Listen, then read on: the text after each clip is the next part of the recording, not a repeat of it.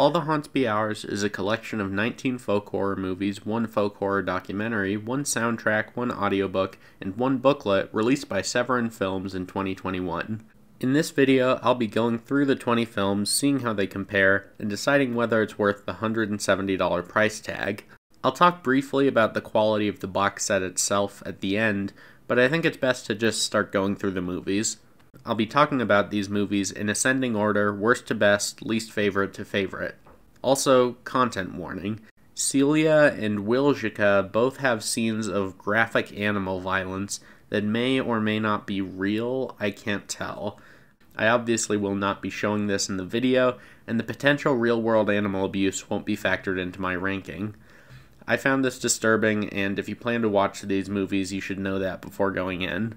Also, a field in England has a lot of strobe lights, which could be bad for people with epilepsy.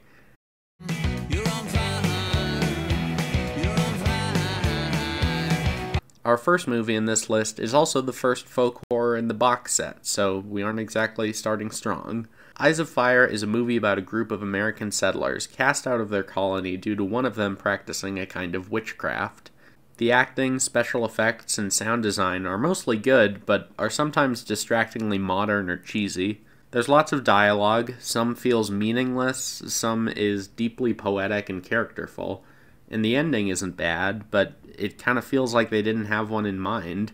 Unfortunately, of all the movies in this collection that involve Indigenous Americans or Australians, this one is far and away the least tactful. Our main character is a white, good-natured witch, and she's contrasted with a native, demonic child witch. This is the only movie in the bunch that is unquestionably more sympathetic to the colonizers than the colonized. It feels to me like the filmmakers wanted to find scary imagery in the colonial setting, so they asked themselves, what did the settlers fear? They feared Native Americans, and then they just uncritically put that into the film, and that sucks.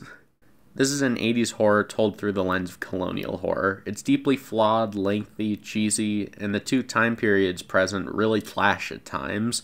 But I will say that, for what it's worth, it gets the vibes right. All the imagery and concepts are unmistakable in their folk horror roots. It's kind of bad in its own right, but it's a solid movie to start the collection. It gives a pretty clear picture of the genre conventions, so later films can iterate on them and be better. It's not high praise. If you buy the whole set and you've got a couple free hours, watch it, but on its own, it's just not worth your time. Trouble, awful, devil, evil.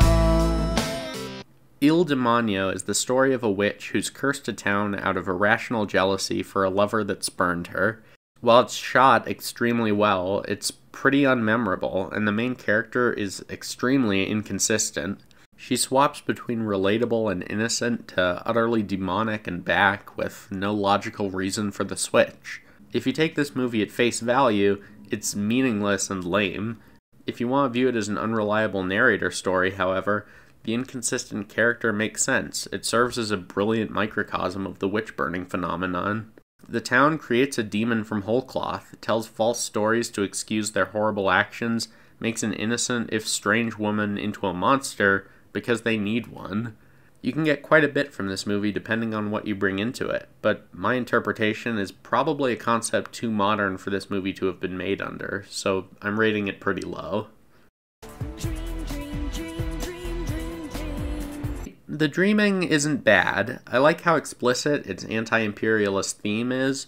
The first 30 to 40 minutes is well-paced, well-shot, a good, if standard, horror movie for the time. After that, however, the movie starts to take a dive in quality. Over time, the few Aboriginal characters are written out. The absence of an Indigenous perspective in the third act feels a bit uncomfortable, and the way the main character is involved in the plot feels a bit too Jake Sully honorary native for my liking. In addition, the theme starts to lose its focus, the psychological horror elements feel less justified, it gradually turns into a poorly paced, watered-down version of The Lighthouse. I don't hate this movie. The setup is great, it's got a good heart, and there's enough creative and skillful filmmaking to keep you invested. It just kind of unravels as it goes along, and that's pretty disappointing. And butterfly kisses at night. I really like Leptirica. It feels like Beauty and the Beast told from the villagers' perspective. People driven by fear and pride who think they have a solid grasp of everything going on until they don't. The men of this film spend the whole time acting on a false sense of control, assuming that the girl is someone they can own and that the vampire is something they can kill, both assumptions being very, very wrong. Most of the film's tone reflects the buffoonish men at the center of it. No one is given much character development, and much of the runtime is taken up by silly bits and stupid squabbles between them. A great example is the scene with this old lady, one of the only women in the movie. The framing of this scene hints at how little these guys actually know. They assume, and we assume, that this lady is hard of hearing, that her foggy memory with sudden moments of understanding are just old age. But she could very well just be fucking with them. You don't know. The non-traditional approach means you can't get as invested as many of the other movies on this list, so it's ranked pretty low, but I think the way the presentation complements the theme is really interesting. We better not risk another frontal assault. That rabbit's dynamite. Celia is a story about a girl who's forced to grow up too fast. Her simple childhood joys are threatened by forces and power structures way beyond her control. Her grandmother dies, her friends are torn apart by politics, her dad is an asshole, her bully is emboldened by having a cop for a father, and the government cracks down on rabbits, her favorite animal. She deals with these stresses by retreating into fantasy and lashing out towards authority. I like Celia as a character. She's not the kind of little kid character that just acts out and puts themselves in bad situations for no reason. Everything she does is logical, coming from her sympathetic but childish perspective. Her naivete means she's less prejudiced, but clouds her judgment in other ways. Celia isn't much more than a typical kid, but she's written and acted consistently well. I love her dad's character as well. He's undoubtedly a very unlikable, abusive person, but he's written like a realistic abuser. He loves his daughter, he grieves. He's not abusive all the time, but that doesn't undo the damage he does to his family and others. The movie doesn't defend his actions, but it empathizes with him just enough to challenge his daughter's black and white perspective, which I think is pretty smart. The movie is really just a study of what a person does when pushed to their limits, at an age when the boundary between fact and fiction is undefined. It's not entirely to my taste. In my opinion, it's a bit too long and not very rewatchable, but I can certainly still recommend it. Under the sea. Under the sea. One of the weaker ones. It has some very neat special effects. I like the setting. The mystery's solid. I just don't connect with the characters. They feel pretty generic, their struggles are too alien to relate to, and they don't really serve a greater theme. I didn't know where the story was going, but by the time it got there, I didn't care. On a purely visual and atmospheric basis, it excels, but there's very little worth remembering under the surface. Get it? Ocean metaphor. Why don't white people just leave the house when there's a ghost in the house? Let me ask you a hypothetical question. You're a girl in your mid-teens. You decide to do a Ouija board seance with a couple of friends. The session gets more and more intense until one of your friends is possessed by a ghost and starts speaking in a demonic voice. The spirit tells you that he is the ghost of your deceased father, that there are some very bad people out to get you, and that you have to stay away from your house during your 19th birthday. Things start flying around the room, and your possessed friend is killed by a fallen bookcase. What do? I think most people would do everything in their power to keep away from their house during their 19th birthday, or maybe contact a paranormal expert for advice. You know, because you're a normal, logical human person living in the actual physical world. Alison, on the other hand, makes a token effort to keep away, but comes back after being told her adopted dad is sick. Okay, sure. You know, most of the time, in horror movies, when a protagonist willingly enters the haunted house or triggers a curse, causes the inciting incident, they either have plausible deniability that the danger even exists, are overconfident in their own abilities, or have a really good reason for putting themselves in that kind of situation. Alison knows that something supernatural is going on, has no reason to think she can handle it on her own, and while she does have a reason to go home, it's not worth the risk by any means. This movie is not the worst. I like the thriller and mystery elements, I like the boyfriend, there's some fun scary stuff, but the movie starts off with the protagonist making a ridiculously stupid decision. Everything this movie has to show is pretty good. For the most part, it works. But in my opinion, it forgoes an irritating amount of logic to get there, and that really cheapens the rest of the story. God, I really got hung up on this, didn't I? I can get you sleep. Kadaicha is the story of an Australian suburban housing project built on a former Aboriginal settlement. To stop a curse that's been killing their peers, the local high school students must silence the vengeful spirits and halt further development. It's an 80s straight-to-video horror movie that feels like an 80s straight-to-video horror movie. And it's not bad, there are worse things to be than an 80s straight-to-video horror movie, but there's no surprises here. The characters aren't bad, there are some fun sequences, it's paced well, it's got a nice pro-indigenous theme. If you like 80s straight-to-video horror movies, you'll like this, and if you don't, you probably won't. For what it is, it's solid. 'Cause in my heart of hearts, I know that's a bet. I like Lokis quite a bit. It's a character study of a count who may be afflicted with a sort of curse, the doctor who is meant to care for him, and Wittembach, a professor of religion who has come to study in the count's estate. The story plays out like a springtime Polish Dracula, a lot of familiar tropes, but rendered in a way that feels unique. Most of the movie spends its time setting up the character and the atmosphere of the castle. Just how engaging this is varies from scene to scene. There are quite a few sequences that really stand out in my memory, but there are just as many that feel like they're biding time until the conclusion. Not to spoil much, but the ending leaves you wondering who is the most monstrous. The Baron in the throes of madness, the Doctor who stirs the pot for his own amusement, or Wittembach who does nothing at all, only there to use the Count's resources and leave when they're spent. It's not the most original theme, but it's something to think about. While I love the ending, the pacing can be a bit slow, and the laid-back, thoughtful payoff may not resonate with everyone. Still, it's very good. Tilbury is the most actively strange movie in the pack. It takes utterly absurd source material and just runs with it. In what other movie do you see a milk-sucking slime goblin with a mommy fetish dressed as a World War II general? That's right, no other movie. Everything with the titular Tilbury is awesome. I love the borderline satirical tone, often feeling like a good version of Troll 2.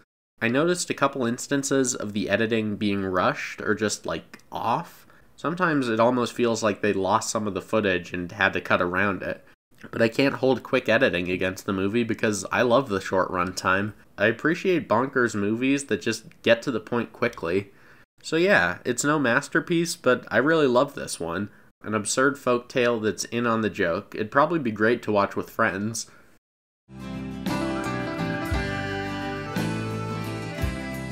In Lake of the Dead, a woman and several friends go to her brother's lakeside cabin shortly after his mysterious disappearance. They have to figure out what caused it before more people get hurt. Oh, also the cabin is said to be haunted by a murderous wraith, because why not? The movie is a really great mystery with ambiguously supernatural elements, pretty similar to The House on Haunted Hill. The characters are distinct, if a bit dated. The main woman in particular is granted very little agency, but apart from that, they work very well. It keeps you guessing about the intentions of the characters and the nature of the curse for basically the whole runtime. It's really engaging. If you're interested in older movies, this is definitely one to check out. Tonight on CSI Forestry Division. Clearcut is the story of a white Canadian lawyer working to save the forest on Indigenous territory from an encroaching lumber mill. After a spiritual ceremony with the tribe he's representing, he's convinced by one of the locals, Arthur, to help kidnap the head of the mill. It feels like this movie could have been made yesterday, a testament to its quality, but it's infuriating how little progress has been made in 30 years. It's hard to tell how much they want us to sympathize with the lawyer versus Arthur. Arthur is hot-tempered and violent, but I really dislike the lawyer's commitment to pacifism at the cost of the natives. The more I think about this, the more I feel this disconnect with the character is intentional. He's meant to be relatable to liberals and markedly less relatable to leftists. I don't want to spoil what happens with him, but I really love how revealing some of his actions can be later in the film. While it's a bit slow for my taste, and there are a couple scenes that I find weird in a bad way, the acting's great, the landscape is gorgeous, and it's got the strongest and most radical anti-colonial message in the set. There's a lot to love about it. Wilczyca is a really good, classic-feeling gothic ghost story in the tradition of the Universal Monster movies and the modern Crimson Peak. Also, like Crimson Peak, I adore the colors of this movie, mostly muted and cold with flashes of bright reds and rich yellows. It really effectively captures the dead of winter.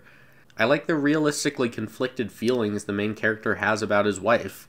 Like, he didn't really like her, and she's also a demon, but she was still his wife, and he acts with the complexity you'd expect. I will say there's a lot of this movie that escapes my memory, but there's a lot of cool stuff here.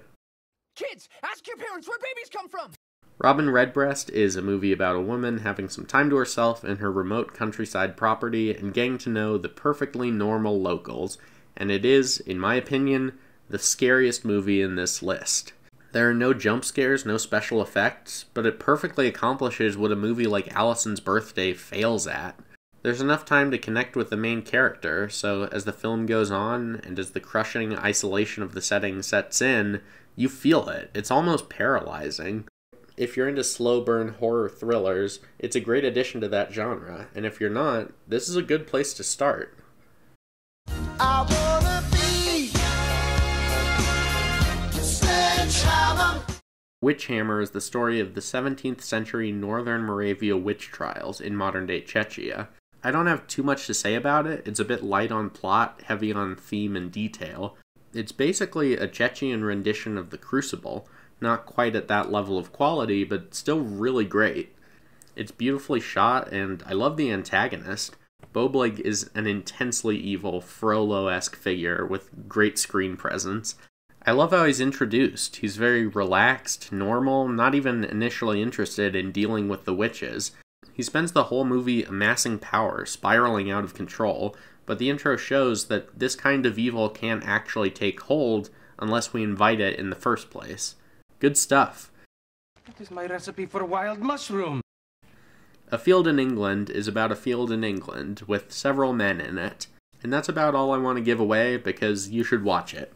It's very surreal, and it winds up leaving you with the perfect amount of questions, and while I do like some of the modern editing juxtaposed with the time period, it can be pretty overbearing at times, so be aware going in, this is not a movie for people with epilepsy.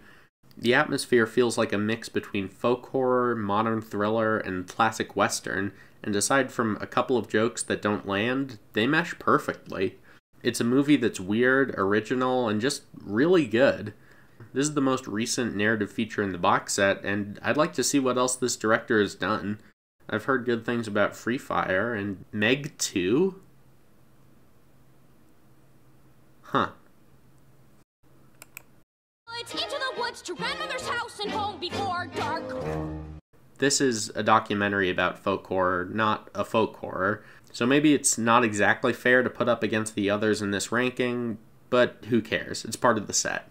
Woodlands Dark and Days Bewitched is largely more interested in fully exploring the subject matter than pacing or structure, taking up extra time to look at folk horror from a variety of different perspectives. It's closer to something like In Search of Darkness than your average documentary, and I like that.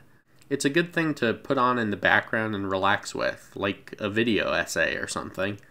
It also shows off tons of movies from around the world and from different decades, demonstrating what these different cultures bring to the genre, what they have in common, and how they've iterated upon each other. The documentary makes for a great intro or epilogue to the collection. It's a good way to get all the crucial info before diving in, and a good way to reflect on all that you've seen and how they fit in the big picture. It's just a good, effective documentary. You are one age going on another age. The main character of Penda's Fen is in the middle of an identity crisis, crisis of faith, crisis of sexuality, crisis of politics, really every kind of crisis there is. I love the main character. He starts as the kind of person who's realistically unlikable, the sort of incel high schooler who isn't like consciously bad, but all too happy to isolate himself from his peers, to retreat into religion, into history, and into himself. And as those things get turned upside down, he has to look at the world from a more nuanced, non-authoritative, personal perspective, and he becomes such a mature, compelling character. One of the core ideals of conservatism, of religious extremism, is a fear of the other, the belief that what is unknown must be unnatural. This is wrong, of course. You can only really find peace and change for the better when you're willing to explore yourself and the world around you, and accept that your reality is more nuanced than it seems. This analysis is far from complete. I don't claim to fully understand this one, but it's an excellent character study that gets at a powerful emotional truth. I really like it. My children, why do we build the wall? Anchoress is amazing. The style, the themes, the writing, the acting, it's all great. A lot of modern black and white movies don't otherwise imitate the style of classic film, and that's fine, of course, but it's cool to see one that nails it. With its long shots and motionless camera, it feels like a movie released in the 50s, reminding me a lot of Night of the Hunter, actually. But then Christopher Eccleston shows up, and you realize that this was released in 1993. Eccleston in particular is fantastic. The way his character develops isn't exactly surprising, but I also wouldn't want to spoil it. A well-worn character executed perfectly.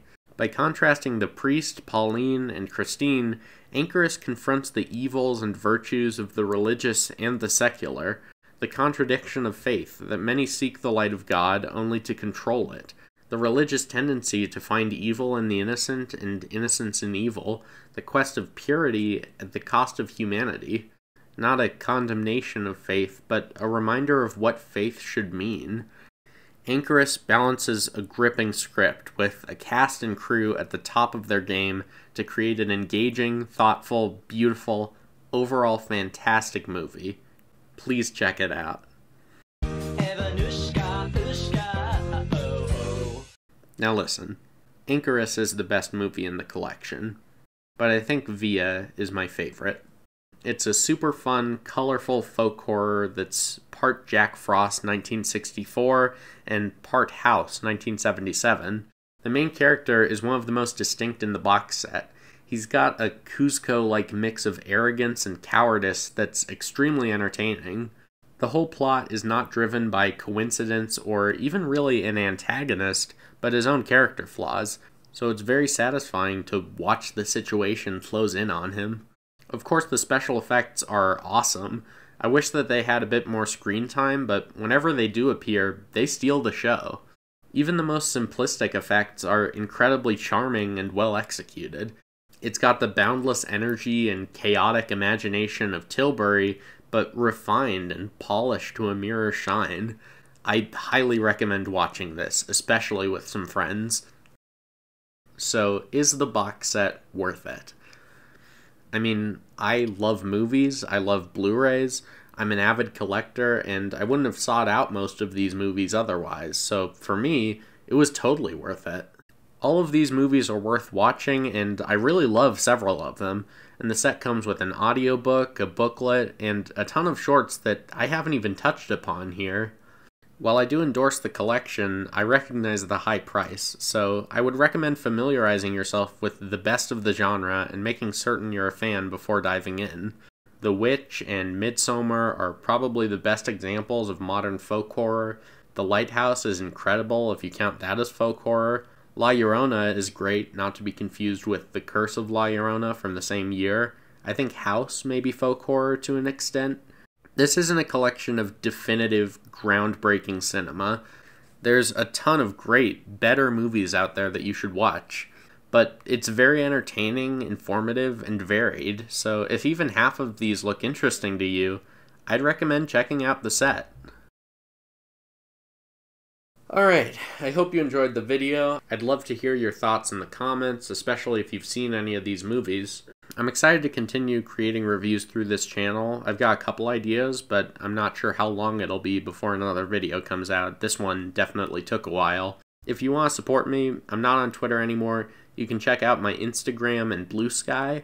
I don't exactly expect anyone to give to my Patreon, and I don't want to commit to anything and possibly end up disappointing people, but if you'd like to, it's there, and if enough people are interested, I can probably post exclusive videos and previews. We'll just have to see how this goes. Thank you for watching, and happy Halloween.